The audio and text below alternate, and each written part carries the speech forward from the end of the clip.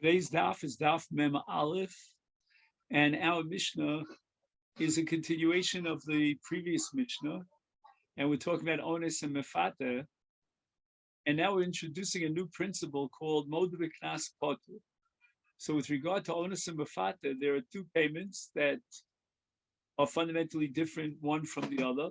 One is called knas, and that's 50 shekel kesef, and the other is mamon, which is compensation of, in the case of mafata, of pagam and boshes, in the case of ones we add tsar.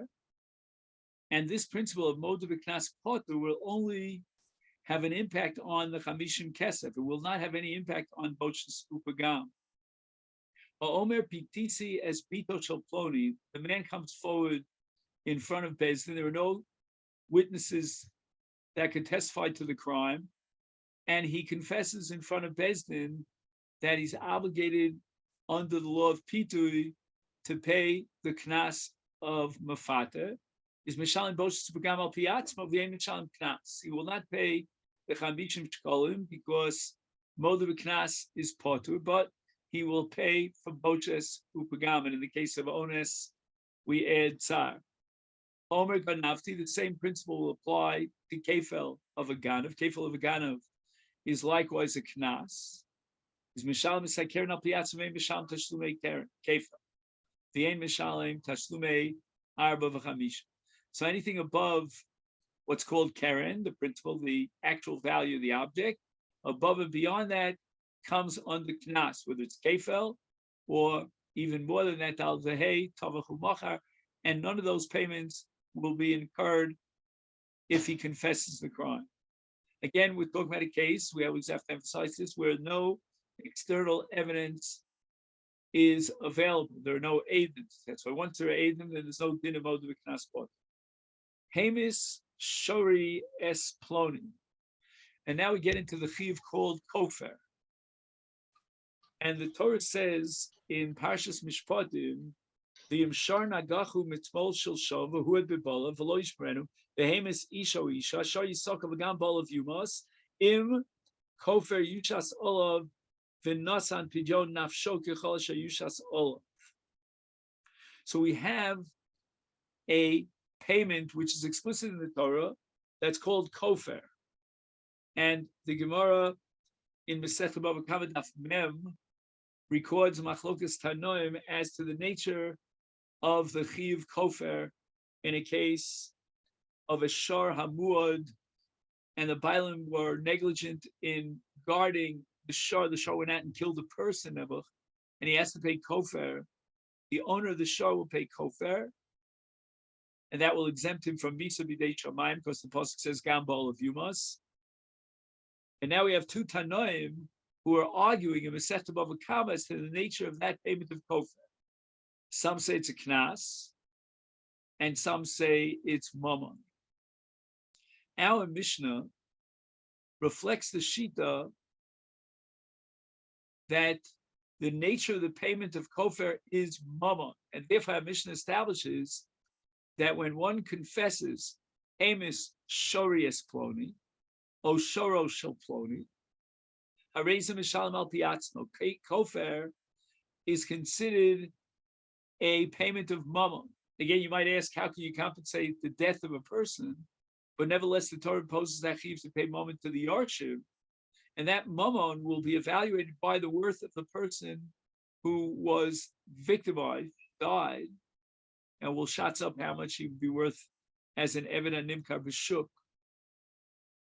However, here's a case at the end of this section of the Mishnah where we're talking about knas, and that's hamis shori avdo shel ploni, which means that the owner of the shar was negligent. The shar went out and kedarko b'kodesh, it killed a person, but in this case it killed an eved.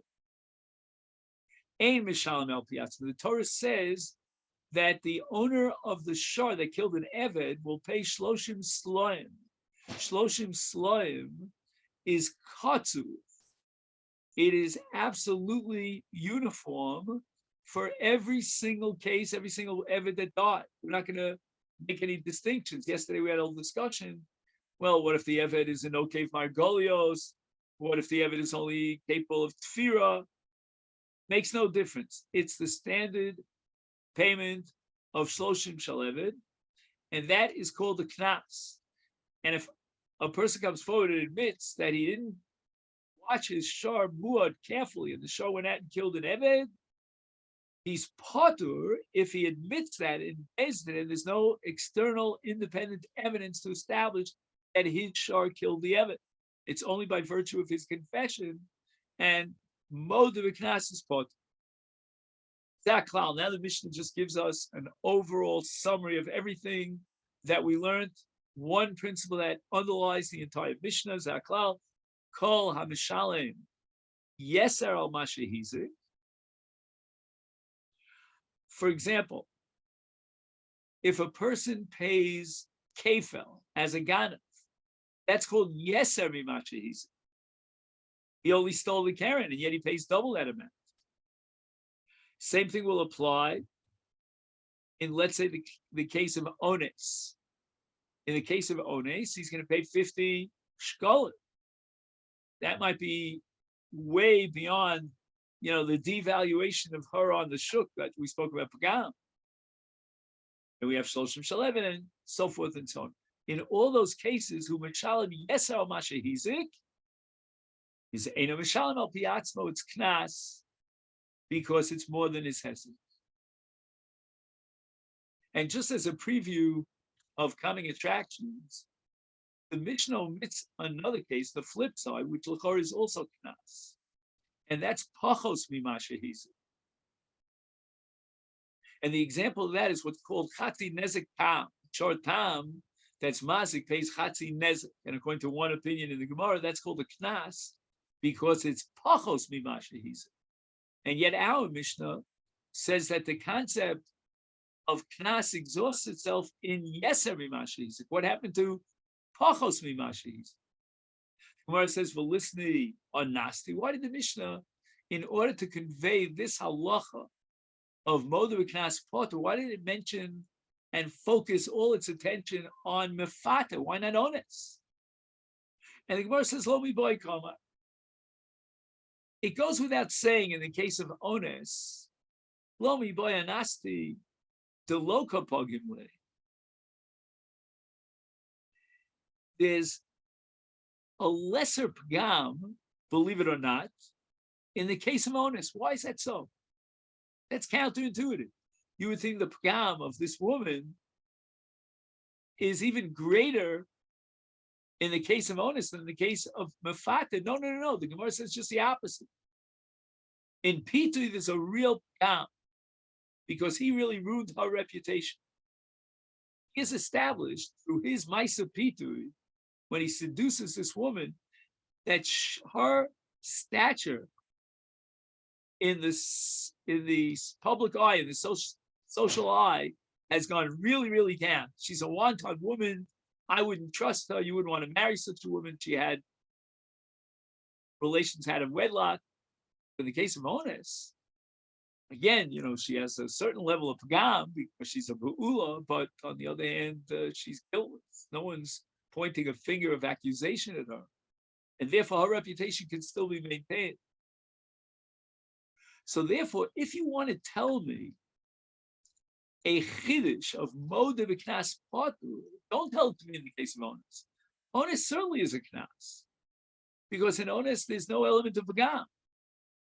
Is therefore pshita to mishalim boshes upgam al piatzmo, but he doesn't pay knas al piatzmo. Well, I would have said ititi in the case where a person confesses that he had a pitui relationship with a woman to kapagimle, and he undermines her reputation. She's now understood to be, based on this this negative talk about her, a woman who lives with another man outside of marriage. I might have thought that if we're going to believe him, that's going to ruin our reputation. We shouldn't even believe him. And therefore, what the Mishnah is coming to Mechadish is not that moder v'knas is potter. And then in the case of Anasti or Pititi, he's exempt from paying knas. No, the chiddush is that Mishalim Boshes Subagam al Piatz. I would have thought that in the case of Pititi as Piti, as Pitochel Ploni, there should be no Pagam.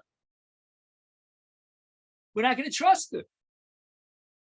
Because if we trust him and we impose a chiv to pay for Pagam, we are basically sullying and contaminating the status and the reputation of this woman. Let's keep things quiet. Hush, hush, hush. Hamash Malon, the Tana wants to tell me no. That even in the case of PTC as Pito Shalploni, he's got to pay Gam and Boshes. And even though that entails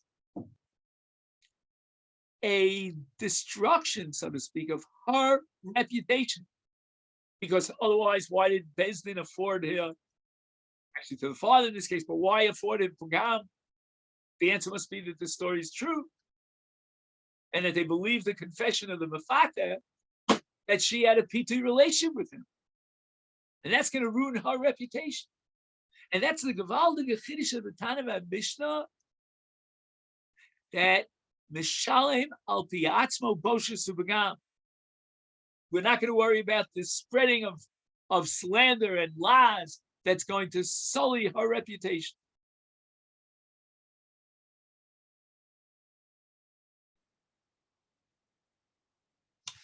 Now, on this Mishnah that we learned here today, is a very important insight of the Bartanura that's quoted here in the Masechet. The Bartanura claims that the reason why the Mefata pays Pagam is because she makes a decision in Bezdin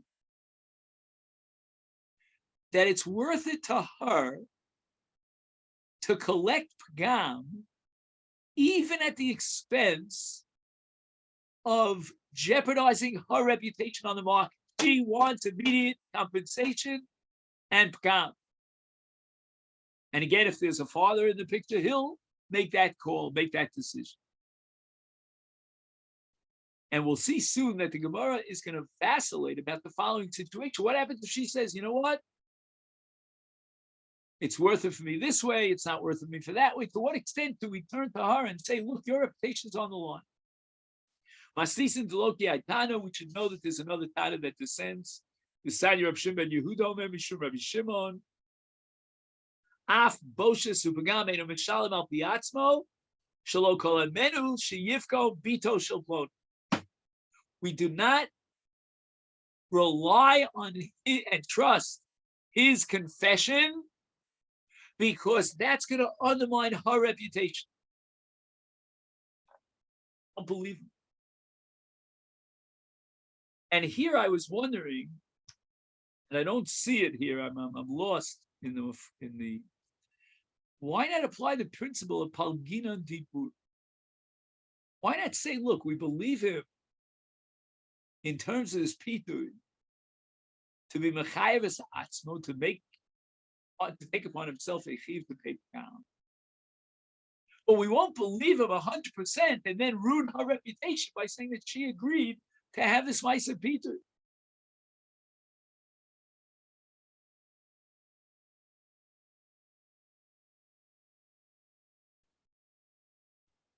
But I think the answer is very fundamental. There's no room for Palgin and Dibur over here. Because if we're going to establish that she collects knas, yam, then it means that by definition, she is confessing that she took part in this mice. So it wouldn't make sense to apply Palgin and Dibura because there would be a tarti de sasre, an internal contradiction to say that he has to pay Pagam, but we don't believe him. What do you mean you don't believe him? Why don't you believe him? Is she denying the story? If she's denying the story, then she doesn't get Pagam. So it must be that she either explicitly or tacitly with silence agrees and confesses that she participated in this Maisa of Pitu. Again, that doesn't include the father's ability to collect the pagam. But once having done so, says Rabbi Shimon, you are ruining her reputation. So the Gemara says, you know what? Why don't we ask her? Amalei Rav Papa Abaye. We asked her opinion. She said, you know what? I want to collect pagam. I don't care about lots. What's Reb Shimon going to say in such a case? I mean, Reb Shimon says the reason why we don't collect pagam is because we are ruining her reputation. Why not just ask her? She says, I want the pagam. I want to get paid. And her demand for compensation is tacitly, if not explicitly, a confession that she took place in Pitui, partner's Pitui, and therefore lots. Why are we worried about her lies if she herself admits that she had this Maisa Pitui?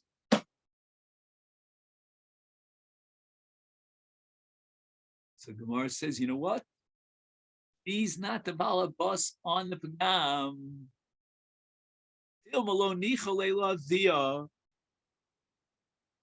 She may say, all right, I want this pagam, and I'm going to confess to the sin of this Pitu. But the father doesn't want to agree to that. Can she give up the pagam that's Magia Lo? Gemara says, the father comes forward. He says, look, my daughter confesses that she had this relationship. Let's go ahead and sue the guy for damages. Sue his pants off. Let him pay pagam. And Reb Shimon says, no. There's no payment of pagam. Why? Because we don't have any evidence to establish that there was such a Maisa Pitu. We only know it from him. And Lokol Ke'emini, he doesn't have the ability to be believed at the expense of the father. But now the father says, Nicholas, I don't care about laws. I want to be paid for this Maisa Pitu and this pagam. It says, Dilmalo Nicholas b'nei mishpacha. Don't you realize that by sullying her reputation, you have an impact on the entire mishpacha? Look at that mishpacha. What kind of children do they raise over here? A girl who's seduced by another man? We gather together b'nei mishpacha, and there's a consensus, or shall we say unanimous decision, everybody votes, that we want to collect pagam. We don't care about lots. And Gemara finally concludes the efshar, it's impossible lekachad b'medina sayam to lo nicha. Got to be some member of the family out there in crossing the seven seas, and his reputation as being part of that family is going to be ruined because his first cousin or whatever it might be had a Maisa Pitu. Again, I'm not learning the sugya be'iyun, but I have no doubt that my Rebbe here would work very hard to try to prove that this is not a principle based on statistics, based on psychological probability theories or any of that sort. There's going to be some relative out there who will not be willing to agree. And honestly, who cares about that relative? I mean, if she has rights to collect pagam, the father has rights to pocket that money. What? There's some Yehupitz out there, and I don't know, he's up in Antarctica, and he says, no, I don't want to sully my reputation. There's got to be something much more fundamental, which I think is a limitation to the principle of Hodas Baldin. And Hodas Baldin, as much as we want to accept his confession in Mamnos, there's a limit. When it comes to reputations, forget it.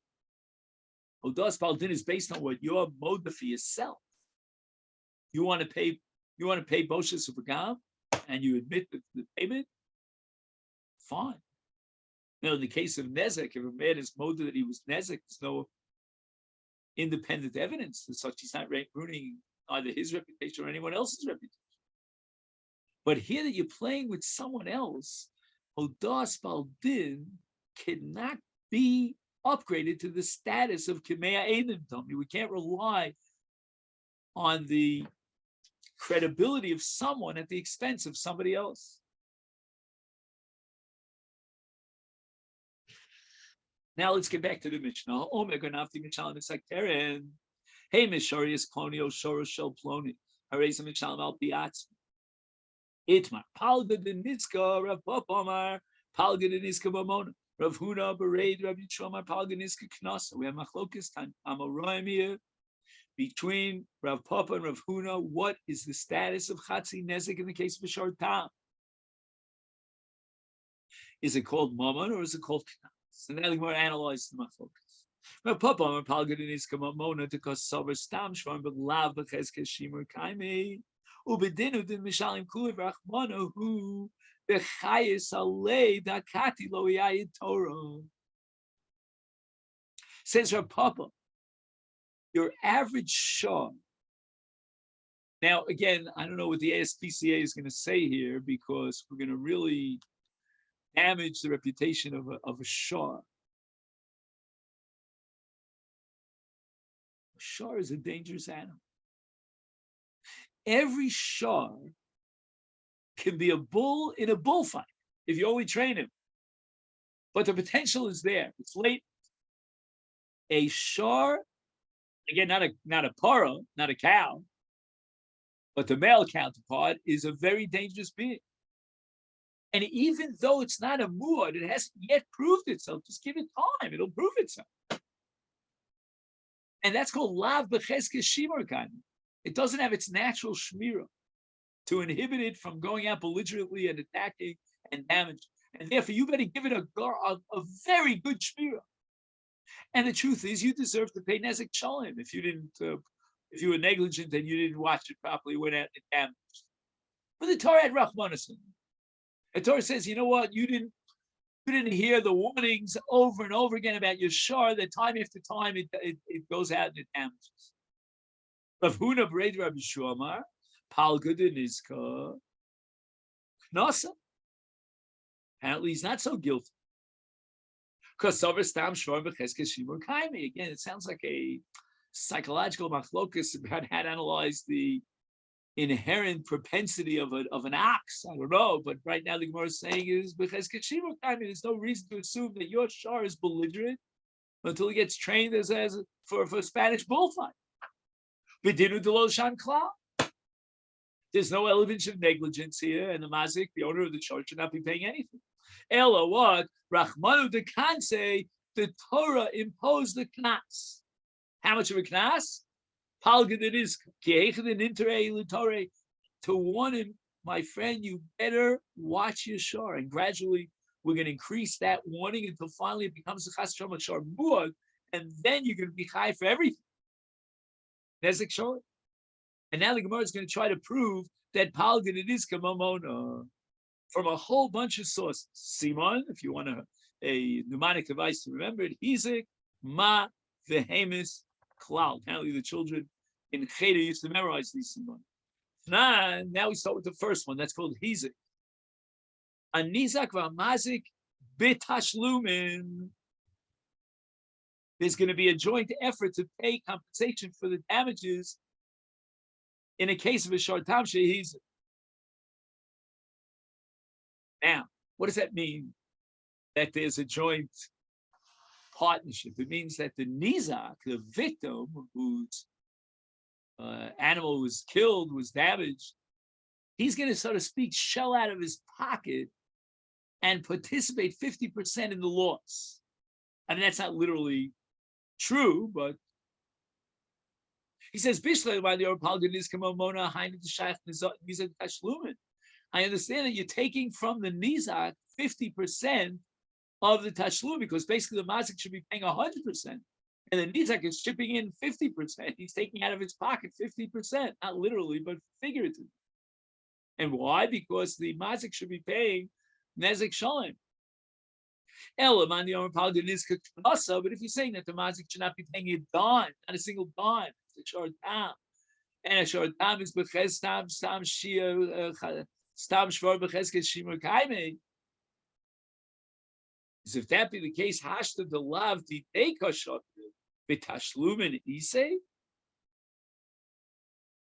You're telling me that according to the strict letter of the law, the nizak should be getting zippo, should be getting zero, because we're going now according to the Mandi Omar, I'll get an iska knasa. So what does it mean that the nizak is participating in half the hezek? He's taking a hefset on half the hezek. On the contrary, he's a lucky man.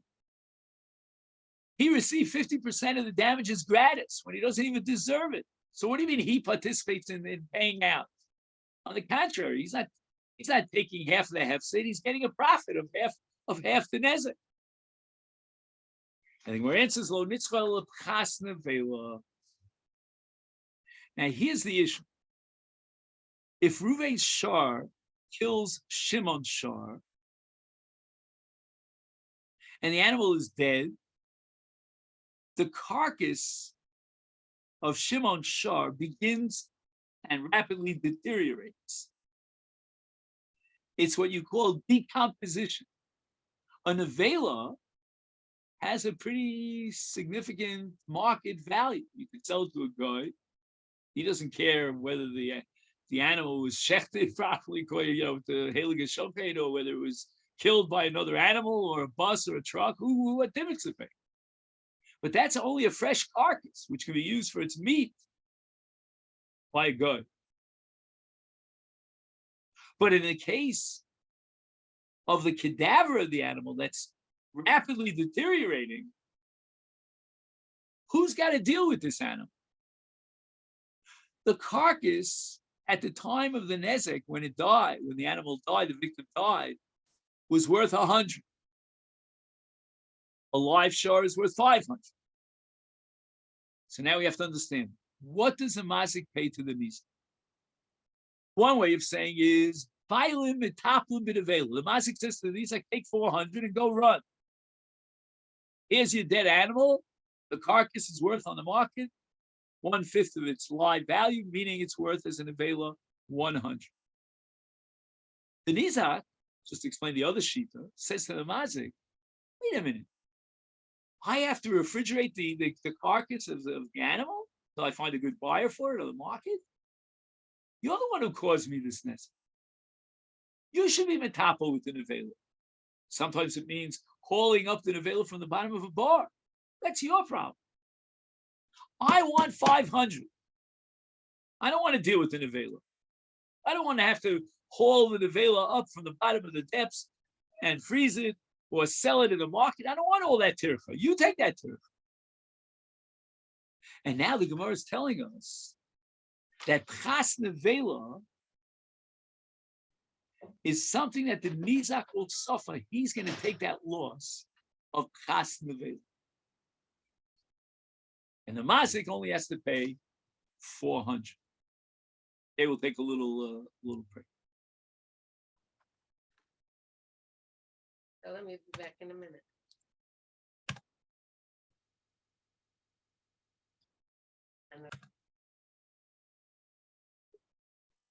So the Gemara has to find kasha. Pchas nevela tnina.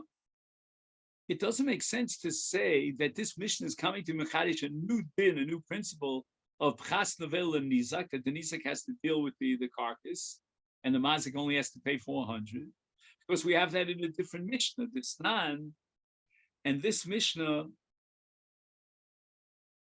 is where? Just 1 second. This nan, I think it's on Daf Tes, but let me just see.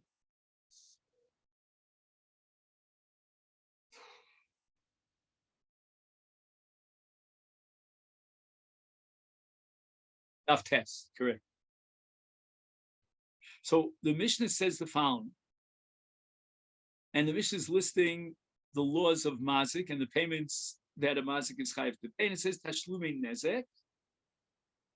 It doesn't say mishalim es hanezek, which would mean the mazik pays the entire 500. But tashlume nezek, like a tashlum, a part of the nezek.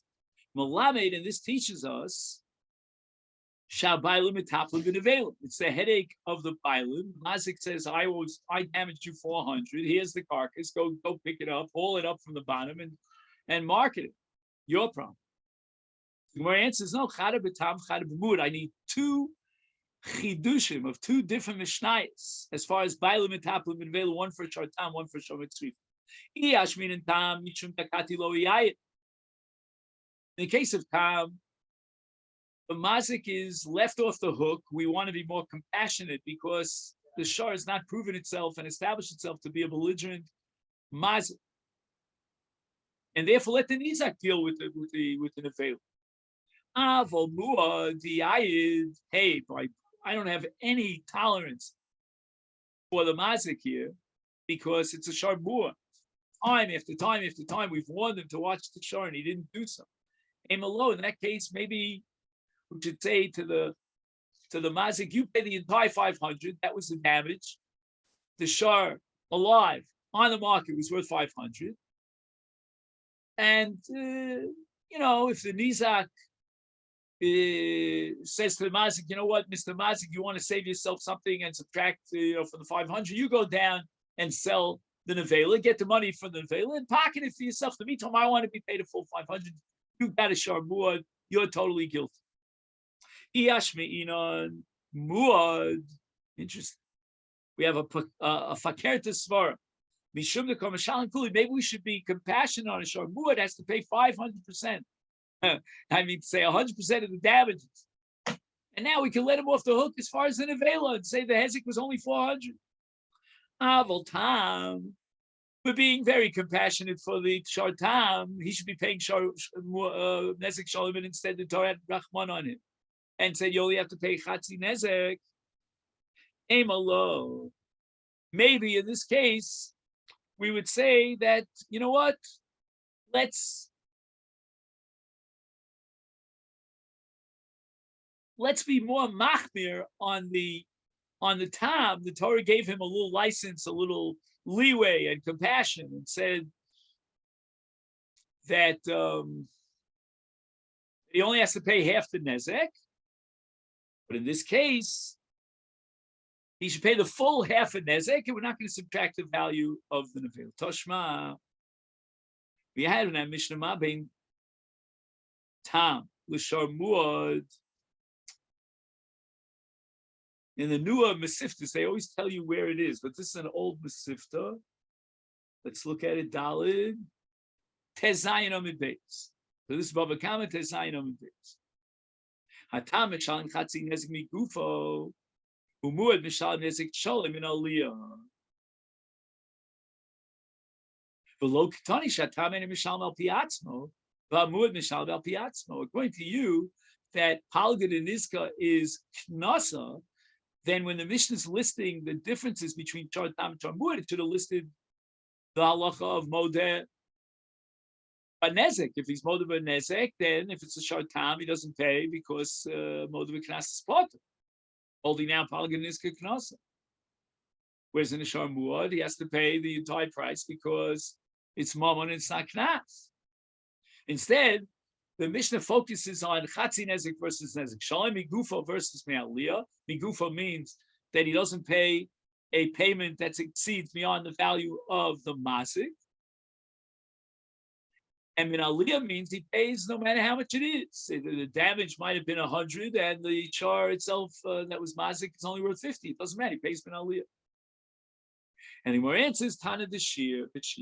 Tana didn't exhaust the entire list of differences between shor tam and shor muad. So Gemara asks my Shir, the high Shir. What example can you give me that definitely, without any question, the Tana omitted it? Shir chatzi kofer. In the case of a shor that killed a man, and the Torah says him shor nagachu, if it's a shor muad, and then it says Im kofer yushas olav v'nasa pidyon nafsho. And it's interesting that you and I would have said that in the case of a shar would let him pay a full kofer. In the case of a shar tam, let him pay chatzi kofer. No, the Torah says he doesn't pay a dime. If a shar tam kills a human being, Nebuch, the owner of the shar is off the hook. And that should have been listed as a contrast between shar tam and shar muad. And the Mishnah doesn't mention it. Apparently, the Mishnah is operating with shear, a ton of the shear. Or rejects this imishum chatzi kofer lav shear, who that's not considered a shear.